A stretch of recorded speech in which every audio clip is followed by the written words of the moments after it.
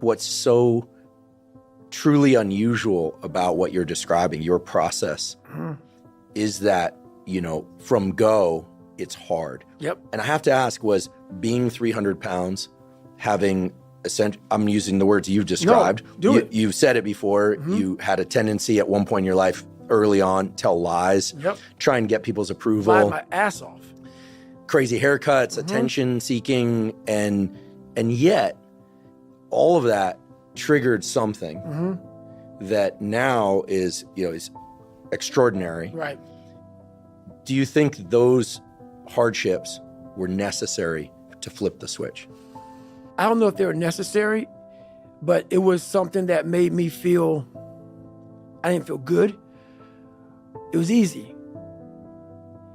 The brain that I was given as a child, it was easy to go home and think about how do I want to be a freak today? How do I want to show up to school today and be a freak? It didn't require me going home and opening a book up saying, it's going to take me all year to learn this fucking page. So instead of learning that page, I learned how to become a character. And maybe that character that I created, that 300-pound insecure guy that used to fake it till I make it type of guy, let me become your friend, let me lie to you until you like me type of guy. When you have any manhood, womanhood, a human being, a soul, a spirit, I must have just this much pride, because that's exactly what opened the door for me. Because every day you were a character, every day you were a clown, every day you opened that Spanish book or that science book or English book, and you looked at it, it looked like a foreign language. And you're saying, where do I start? Where do I start? And obviously it was necessary. The more I talk about it, it was necessary, because what happened is I became haunted by the mere fact that this is my existence. And you got to live with that. And I lived with it for a lot of years until I sat back and said, okay, all right, I know what this takes. And when you sit back, as fucked up as I was, and I had a laundry list, a table like this of what I have to do to become just a human being that can make ends meet, that can make $1,000 a month just to get there, was like, oh my God, dude, I'm 16, 17, I can't read, I can't write. And oh my God, I'm so behind the power curve, and my brain is about being depressed, and my dad beat, my mom's not home, and kids are calling me nigger at school. And I'm like, oh my God, man, what the do I do? And it wasn't like someone came around and said, hey man, you can do this. This is all me. Some people know, where's this cold man come from? I'm not trying to be cold. It's the reality of my life. It's the reality of a lot of people's lives. And so, yeah, that had to happen for me to be haunted, to pull out, to extract the guy at the end of the day. That haunting is something that's still there today. Because no matter how much you improve, no matter how much you change who you are, it's not permanent.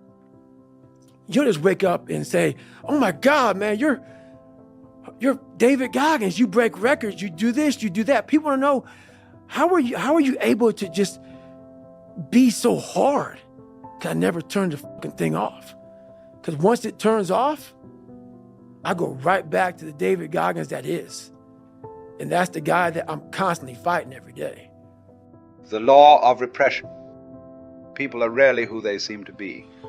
Lurking beneath their polite, affable exterior is inevitably a dark shadow side consisting of the insecurities and the aggressive, selfish impulses they repress and carefully conceal from public view. This dark side leaks out in behavior that will baffle and harm you. Learn to recognize the signs of the shadow before they become toxic. See people's overt traits, toughness, saintliness, etc. As covering up the opposite quality, you must become aware of your own dark side. In being conscious of it, you can control and channel the creative energies that lurk in your unconscious. By integrating the dark side into your personality, you will be a more complete human and will radiate an authenticity that will draw people to you. keys to human nature. If we think about the people we know and see on a regular basis, we would have to agree that they're usually quite pleasant and agreeable. For the most part, they seem pleased to be in our company, are relatively upfront and confident, socially responsible, able to work with a team, take good care of themselves, and treat others well. But every now and then with these friends, acquaintances and colleagues, we glimpse behavior that seems to contradict what we normally see. What we glimpse in these moments is the dark side of their character, what the Swiss psychologist Carl Jung called the shadow. The shadow consists of all the qualities people try to deny about themselves and repress. This repression is so deep and effective that people are generally unaware of their shadow. It operates unconsciously. When we experience those moments when people reveal the dark side, we can see something come over their face. Their voice and body language is altered, almost as if another person is confronting us. The features of the upset child suddenly becoming visible. We feel their shadow as it stirs and emerges. The shadow lies buried deep within, but it becomes disturbed and active in moments of stress, or when deep wounds and insecurities are triggered. It also tends to emerge more as people get older. When we are young, everything seems exciting to us, including the various social roles we must play. But later in life, we tire of the masks we have been wearing, and the leakage is greater. Concealing this dark side requires energy. It can be draining to always present such a nice, confident front. And so the shadow wants to release some of the inner tension and come back to life. You must become adept at recognizing such moments of release in others and interpreting them, seeing the outlines of the shadow that now come forward. The following are some of the most notable signs of such release. Contradictory behavior. This is the most eloquent sign of all. It consists of actions that belie the carefully constructed front that people present. For instance, a person who preaches morals is suddenly caught out in a very compromising situation. The strange contradictory behavior is a direct expression of the shadow. Emotional outbursts. A person suddenly loses his or her habitual self-control and sharply expresses deep resentments, or says something biting and hurtful. In the aftermath of such a release, they may blame it on stress. They may say they did not mean any of it, when in fact the opposite is the case. The shadow has spoken. Take what they said at face value. Vehement denial. According to Freud, the only way that something unpleasant or uncomfortable in our unconscious can reach the conscious mind is through active denial. We express the very opposite of what is buried within. This could be a person fulminating against homosexuality, when in fact he or she feels the opposite. You must reinterpret the denials as positive expressions of shadow desires. Accidental behavior. People might talk of quitting some addiction, or not working so damned hard, or staying away from a self-destructive relationship. They then fall into the behavior they spoke of, trying to avoid, blaming it on an uncontrollable illness or dependency. This salves their conscience for indulging their dark side. They simply can't help it. Ignore the justifications and see the shadow operating and releasing. Also remember that when people are drunk and behave differently, often it is not the alcohol that is speaking, but the shadow. Over-idealization. This can serve as one of the most potent covers for the shadow. Let us say we believe in some cause, such as the importance of transparency in our actions, particularly in politics. We see everything in black and white terms. Our cause is moral, modern and progressive. The other side, including doubters, is evil and reactionary. By over-idealizing a cause, person or object, people can give free rein to the shadow. That is their unconscious motivation. The bullying, the manipulations, the greed that comes out for the sake of the cause or product should be taken at face value, the overly strong conviction providing simple cover for repressed emotions to play themselves out. Relating to this, in arguments people will use their powerful convictions as a perfect way to disguise their desires to bully and intimidate. Projection. This is by far the most common way of dealing with our shadow because it offers almost daily release. We cannot admit to ourselves certain desires for sex, for money, for power, for superiority in some area, and so instead we project those desires onto others. For instance, we accuse another person in some conflict of having authoritarian desires. In fact, they are simply defending themselves. We are the ones who secretly wish to dominate, but if we see it in the other side first, we can vent our repressed desire in the form of a judgment and justify our own authoritarian response. Remember, behind any vehement hatred is often a secret and very unpalatable envy of the hated person or people. It is only through such hate that it can be released from the unconscious in some form. Consider yourself a detective when it comes to piecing together people's shadow. Through the various signs you pick up, you can fill in the outlines of their repressed desires and impulses. This will allow you to anticipate future leakage and odd shadow. Like behavior. Rest assured, such behavior never occurs just once, and it will tend to pop up in different areas. We can never alter human nature through enforced niceness. The pitchfork doesn't work, nor is the solution to seek release for our shadow in the group, which is volatile and dangerous. Instead, the answer is to see our shadow in action and become more self-aware. It is hard to project onto others our own secret impulses or to over-idealize some cause, once we are made aware of the mechanism operating within us. Through such self-knowledge, we can find a way to integrate the dark side into our consciousness, productively and creatively. In doing so, we become more authentic and complete, exploiting to the maximum the energies we naturally possess. Deciphering the shadow, contradictory behavior. In the course of your life, you will come upon people who have very emphatic traits that set them apart and seem to be the source of their strength. Unusual confidence, exceptional niceness and affability, great moral rectitude and a saintly aura, toughness and rugged masculinity, and intimidating intellect. If you look closely at them, you may notice a slight exaggeration to these traits, as if they were performing or laying it on just a little too thick. As a student of human nature, you must understand the reality. The emphatic trait generally rests on top of the opposite trait, distracting and concealing it from public view. Your task is simple. Be extra wary around people who display such emphatic traits. It is very easy to get caught up in the appearance and first impression. Watch for the signs and emergence of the opposite over time. It is much easier to deal with such types once you understand them. The following are 7 of the most common emphatic traits that you must learn to recognize and manage appropriately. The tough guy. He projects a rough masculinity that is intended to intimidate. Do not be fooled by appearances. Such men have learned to conceal an underlying softness, an emotional vulnerability from deep within that terrifies them. You must not let yourself be intimidated by the front, but also be careful to not stir up their deep insecurities by seeming to doubt their tall tales or masculine nature. They are notoriously touchy and thin-skinned, and you might detect a micropout on their face if you trigger their insecurities before they cover it up with a fierce scowl. If they happen to be a rival, they are easy to bait into an overreaction that reveals something less than tough. The saint.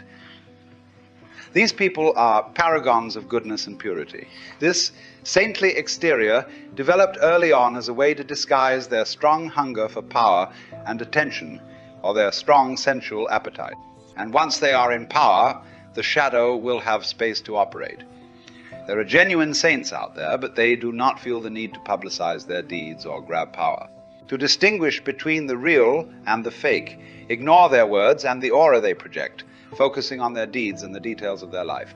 How much they seem to enjoy power and attention. The astonishing degree of wealth they have accumulated, the number of mistresses, the level of self-absorption. Once you recognize this type, do not become a naive follower. Keep some distance. If they are enemies, simply shine a light on the clear signs of hypocrisy. The passive, aggressive charmer. These types are amazingly nice and accommodating when you first meet them, so much so that you tend to let them into your life rather quickly. Then something ugly occurs, a blow-up, some act of sabotage or betrayal, so unlike that nice, charming person you first befriended. The truth is that these types realize early on in life that they have aggressive, envious tendencies that are hard to control. Over many years, they cultivate the opposite facade. Their niceness has an almost aggressive edge. Through this stratagem, they are able to gain social power.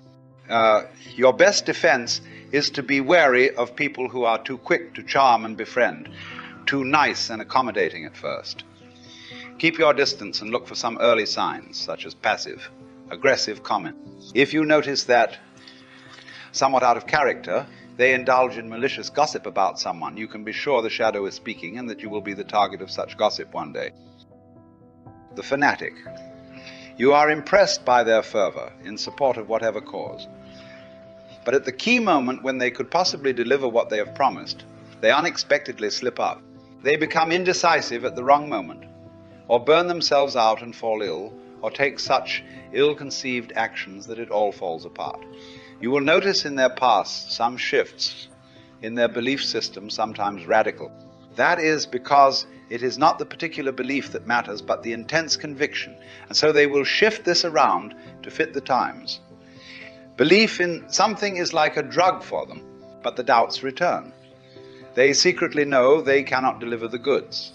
And so under stress they become the opposite, indecisive and secretly doubtful, never be taken in by the strength of people's convictions and their flair for drama. Always operate by the rule that the greater the stridency in what they say, the deeper the underlying insecurities and doubts. The rigid rationalist. All of us have irrational tendencies. We must simply accept this. But for some people this makes them terribly uncomfortable. They experience primitive thinking as softness, as mysticism, as contrary to science and technology. The repressed, however, always returns. Their faith in science and technology has a religious air to it. When it comes to an argument, they will impose their ideas with extra intellectual heft and even a touch of anger, which reveals the stirring of the primitive within and the hidden emotional need to bully. They are also prone to strange shifts in mood and emotional outbursts as the shadow stirs. Bait them into just such overreactions to prick their bubble of intellectual superiority. The snob. These types have a tremendous need to be different from others, to assert some form of superiority over the mass of mankind. They put a lot of emphasis on appearances. They are more alternative than others. Their tattoos are more unique. Of course, it later comes out that they were exaggerating or downright lying about their background.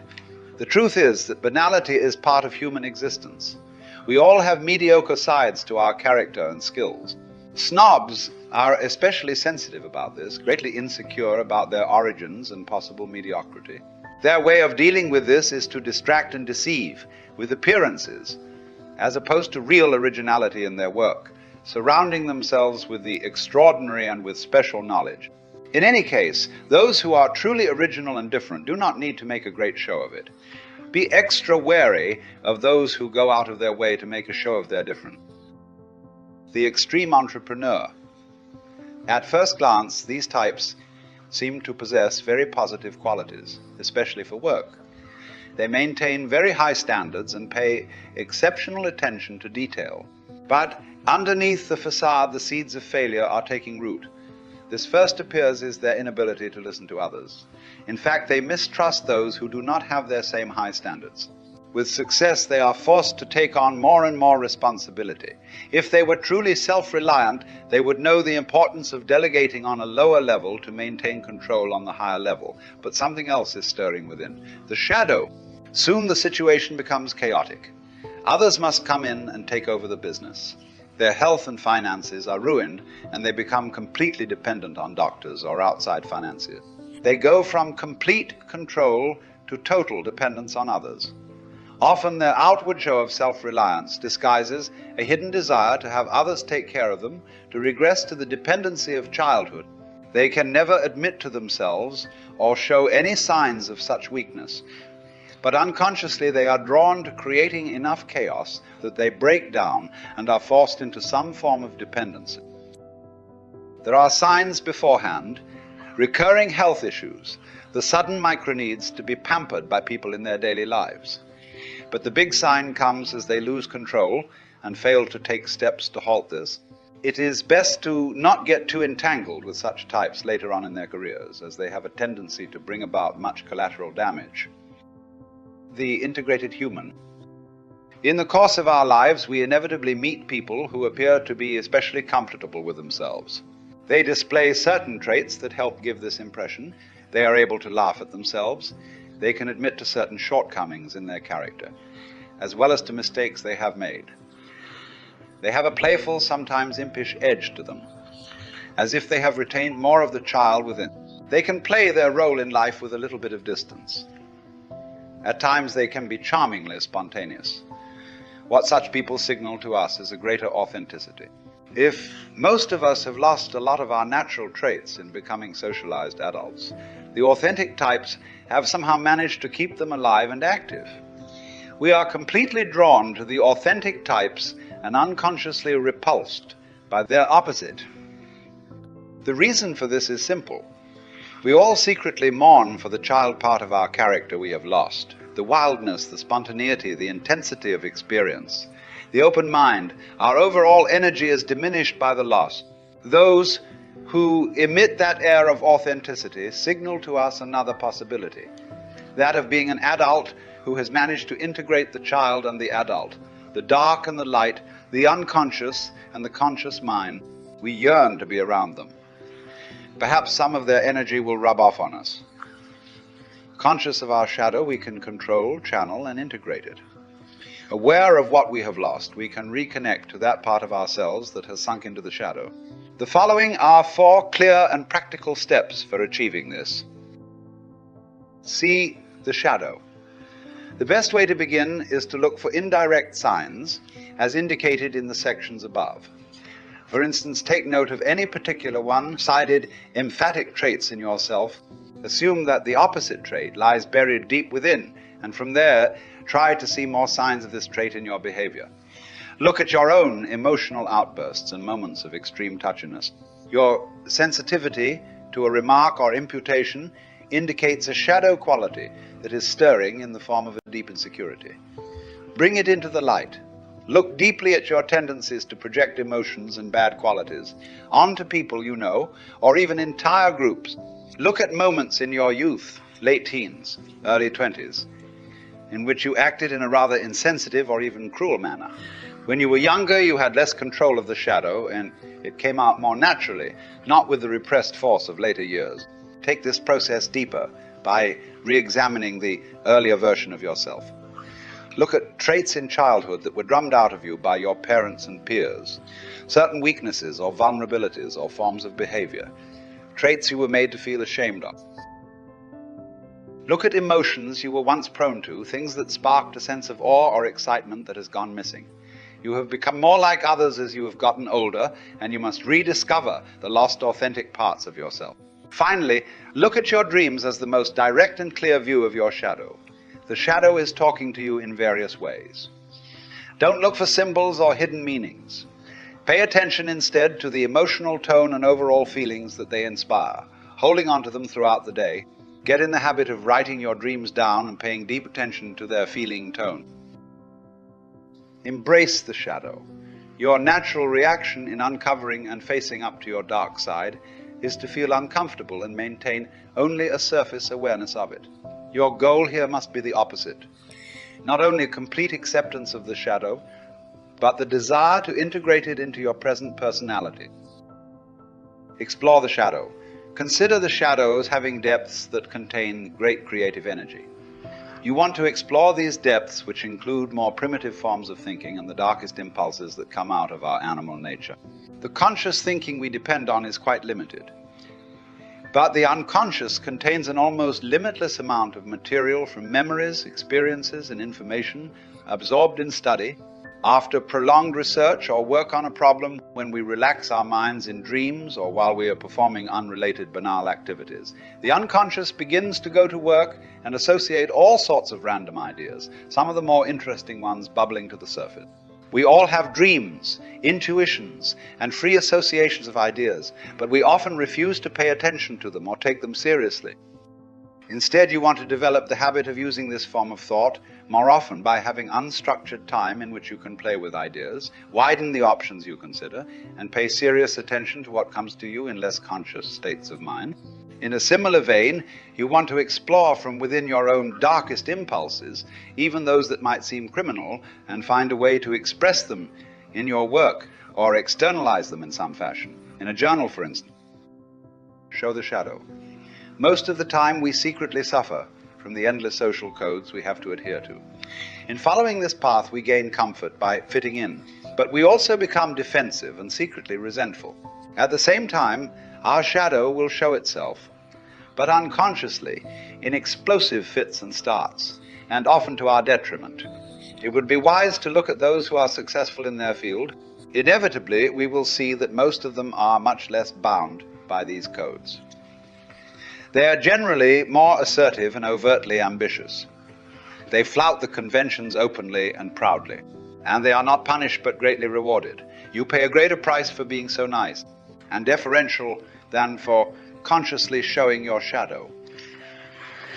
First, to follow the latter path, you must begin by respecting your own opinions more and those of others less, particularly when it comes to your areas of expertise, to the field you have immersed yourself in. Second, get in the habit in your daily life of asserting yourself more and compromising less. Do this under control and at opportune moments. Third, start caring less what people think of you. Fourth, realize that at times you must offend and even hurt people who block your path, who have ugly values, who unjustly criticize you. Use such moments of clear injustice to bring out your shadow and show it proudly.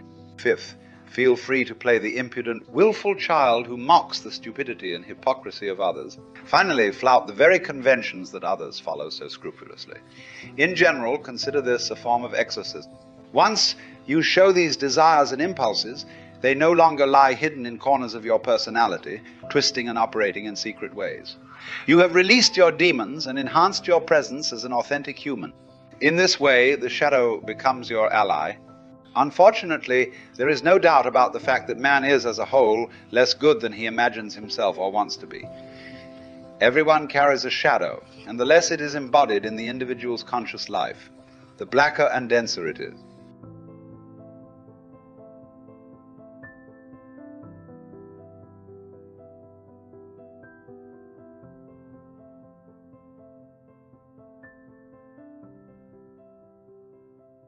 It's funny, man. People want to know how I'm always motivated. It's the unseen work, which she just says is a true statement. Those are false dopamine hits that people are giving you. There's no belief in that.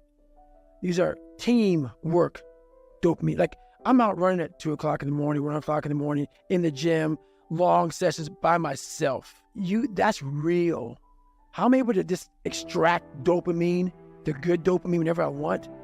Man, I've trained 99% of my life alone. No one had me on the back. I did all of the work alone. And while I'm still hard on myself, I know what I did. So whenever times get bad, people, all this, who's gonna carry the boast and luck? That's real. I hate that people know me for that guy, because that guy is not every day. Like, when they see me, they want that energy. That's not me every day. I can extract it immediately when I need to, because when you train alone, and I lived alone for so many years in this misery, and you're able to get out of it by yourself, I can take myself to such a level of real passion and purpose. And like, the feeling I get is something I can't even explain by myself. I don't need anyone. That's why people come to me to motivate them. No one can motivate me. I have a resume full of motivation that whenever I'm down, I'm like, oh, hang on. Oh, you know the truth. You know the truth. You know the darkness of the dungeons and the demons that fly. You know. And then from there, it's like, oh, okay, you were there. You know this. There was no one there to pick up the rucksack, to pick up the boat, to pick up the log, to go in there. It was you. It was you. There was no pat on the back at 300, at 275, at 250, at 220. No, that was you. So those things that come out of me, that extract from me in the darkness, people are looking for that pat on the back. Where is it? Oh, I don't need it. Because what I've done is, in unseen work, I've built Frankenstein. So whenever shit gets nasty, David Goggins goes, "We had nobody anyway, mother." So see how I'm talking myself right now? That's me. You had nobody anyway, mother. Look around you. There was no team. It was you. There was no weight loss program or mom and dad waking you up saying you can do it, you can be better, trying to build belief. You built belief when you had nothing. Rock bottom. You did that. So as times get hard for me, the truth comes out. And my truth is powerful it's real. It's tangible. I feel it. It comes out of my brain as I speak about it. I'm reliving every single dark moment of my life to be here. So that is what people don't get. That is what motivates David Goggins, is the unseen work. But everybody needs that pat on the back.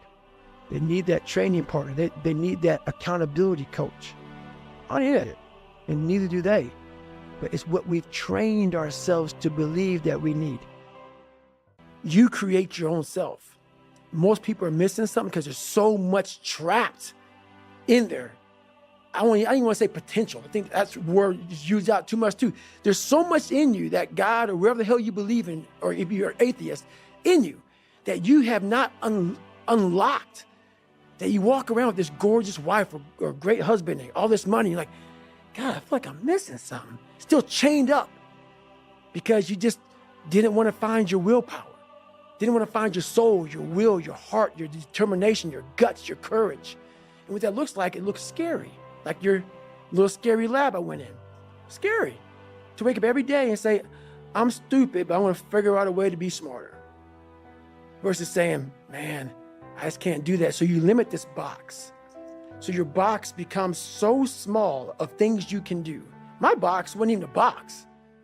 It was a little pinhole. And then through examining myself, getting some willpower, some courage, it became bigger than this table. There's no hacks, bro. It's you against you. You against you. And if you misunderstand that, you have a real problem. Why is the truth so important? You have to have the truth to have a starting point. And your true self is found in that very uncomfortable zone. We all look for toughness. We all want it. But we look for it in a comfortable environment. You will not find toughness in a comfortable environment. Those of you who are listening to this, you will not find it. The only way you find it is to drown yourself in a position where you're just out of sorts, where you cannot swim and you're drowning. You're drowning. Will you say, you know what, ma'am? Once you come face to face with who you are, you have a starting point. It's in our heads. Say, you know what, man? Dude, you're not doing it. You're wasting a bunch of percentage here. In this other 80% is suffering, pain, failure, self-doubt, darkness, and then a whole bunch of light. But to get to this light, you gotta go through all of this. But how do you push yourself when pain is all you feel with every step? When agony is the feedback loop that permeates each cell in your body, begging you to stop. That's tricky because the threshold for suffering is different for everybody. What's universal is the impulse to succumb, to feel like you've given everything you can and that you are justified in leaving a job undone. By now, I'm sure you can tell that it doesn't take much for me to become obsessed. Some criticize my level of passion, but I'm not down with the prevailing mentalities that tend to dominate American society these days. The ones that tell us to go with the flow or invite us to learn how to get more with less effort. Fuck that shortcut bullshit. The reason I embrace my own obsessions and demand and desire more of myself is because I've learned that it's only when I push beyond pain and suffering, past my perceived limitations, that I'm capable of accomplishing more physically and mentally in endurance races, but also in life as a whole. And I believe the same is true for you.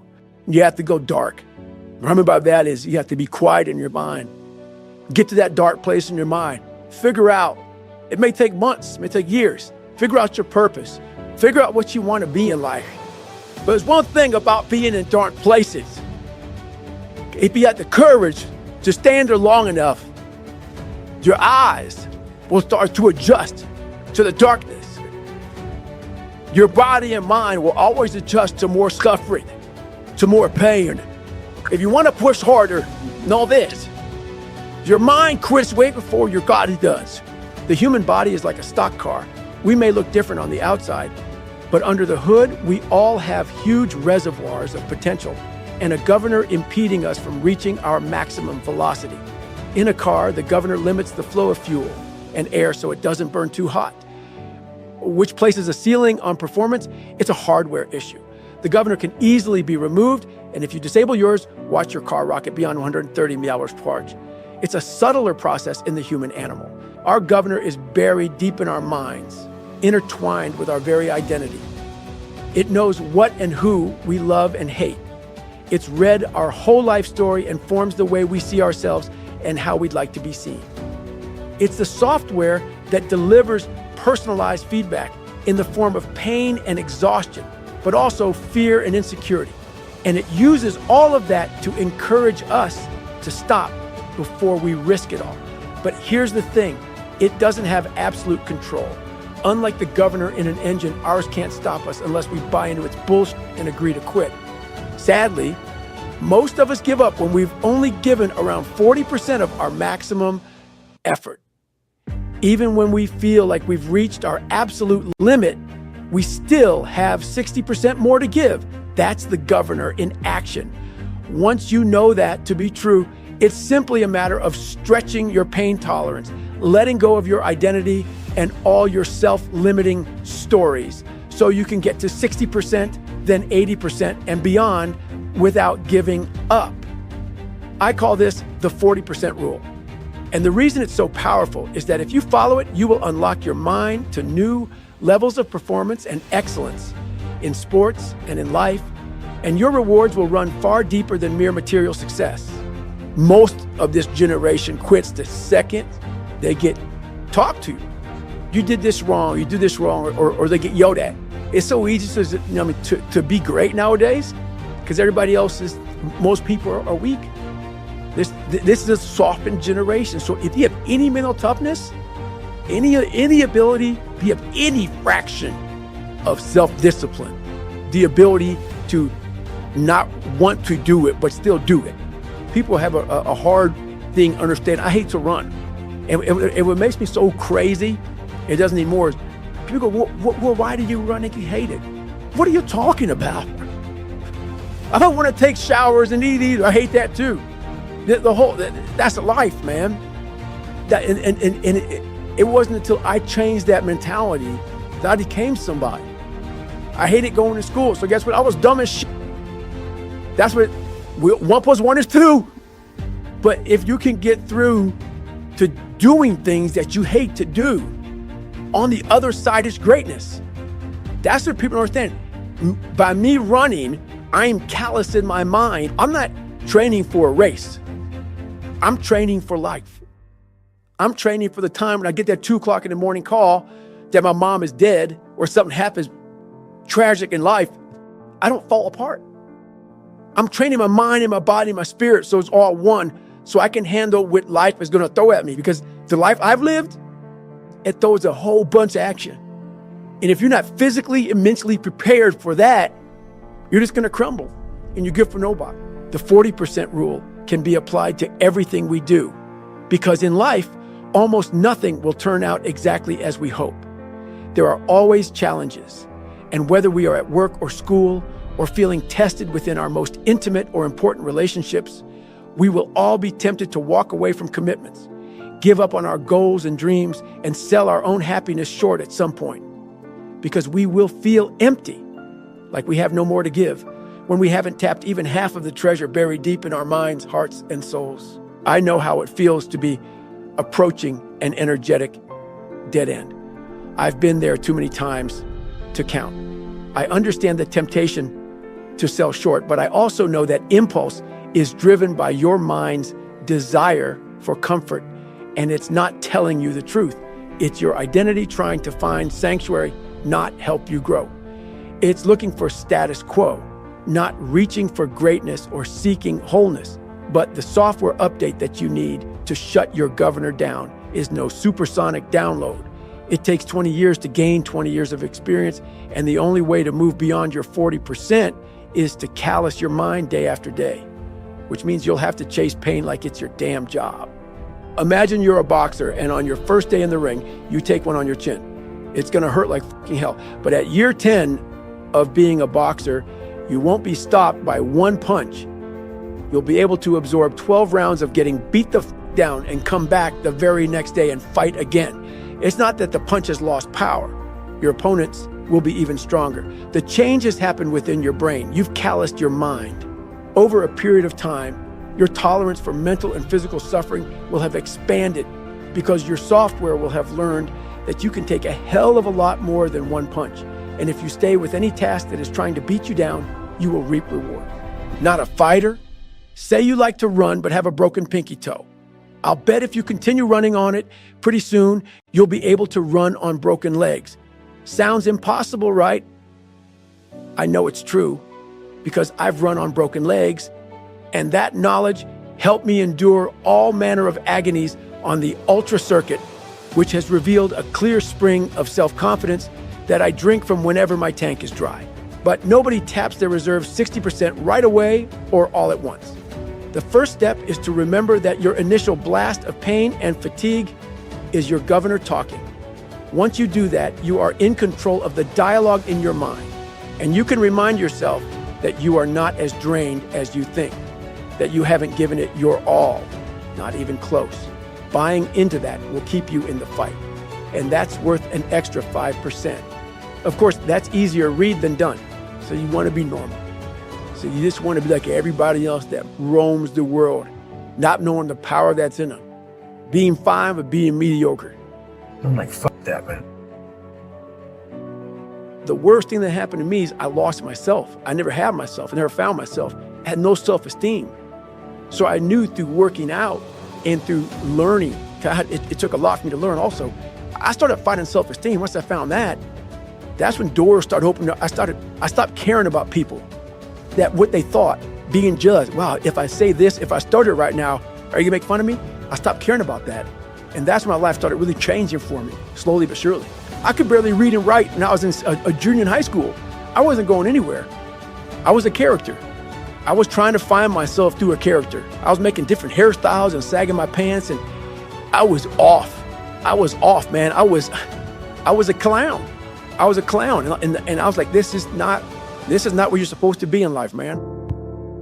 After a while, I started learning more and more and more through pain and suffering. I started learning so much about stuff. Before I knew it, man, I built this beautiful car. And I'm like, how did I do that? I know how to do it because I have all the tools. Through all the failure I went through trying to build this person who's Goggins. It's called raw accountability.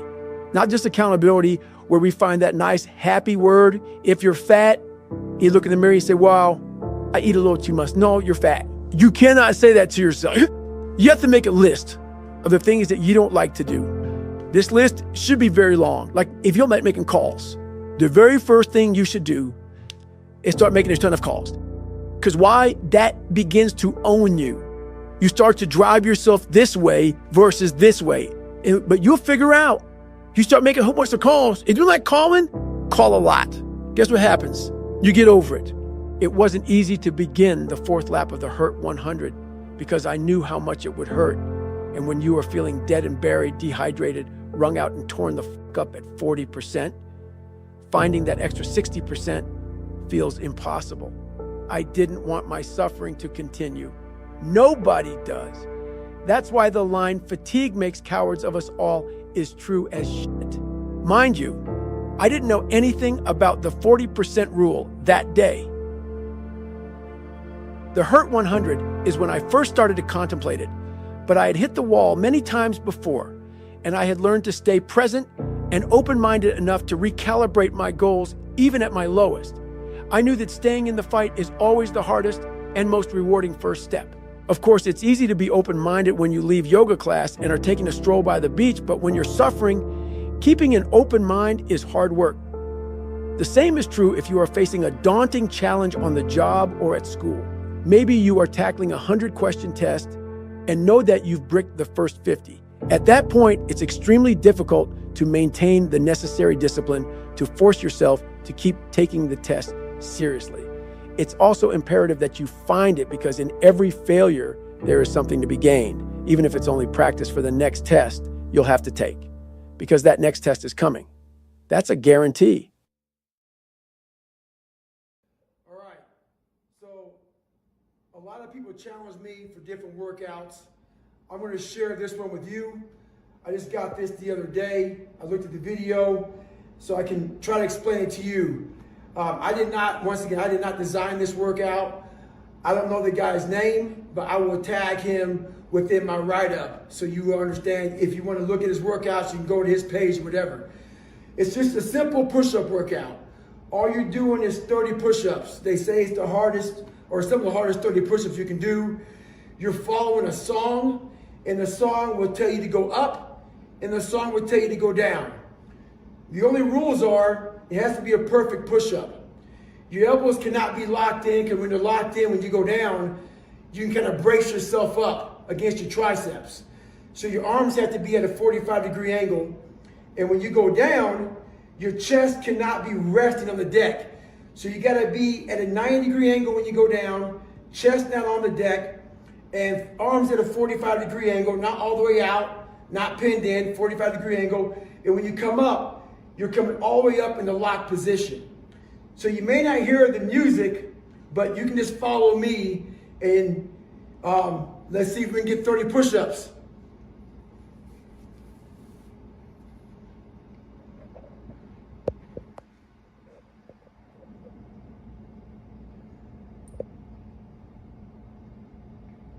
Elbows go to the 45-degree angle.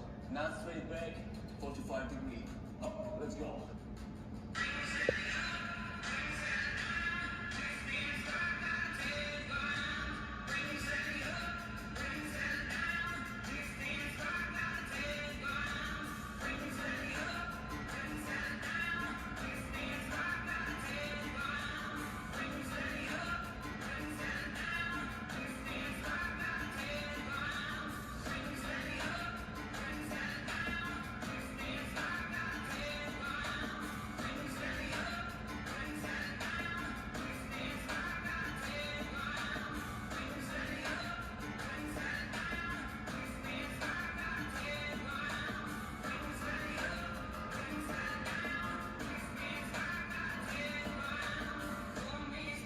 Oh, go longer here. Woo!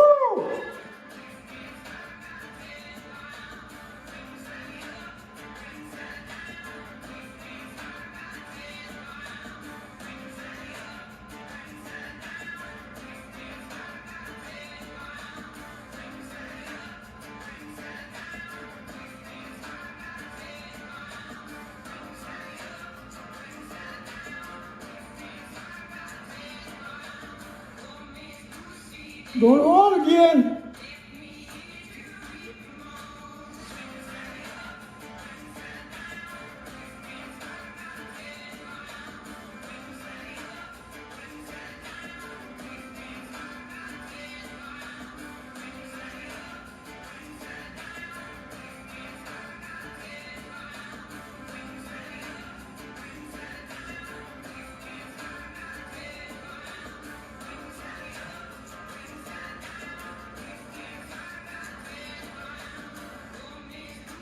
Come on again.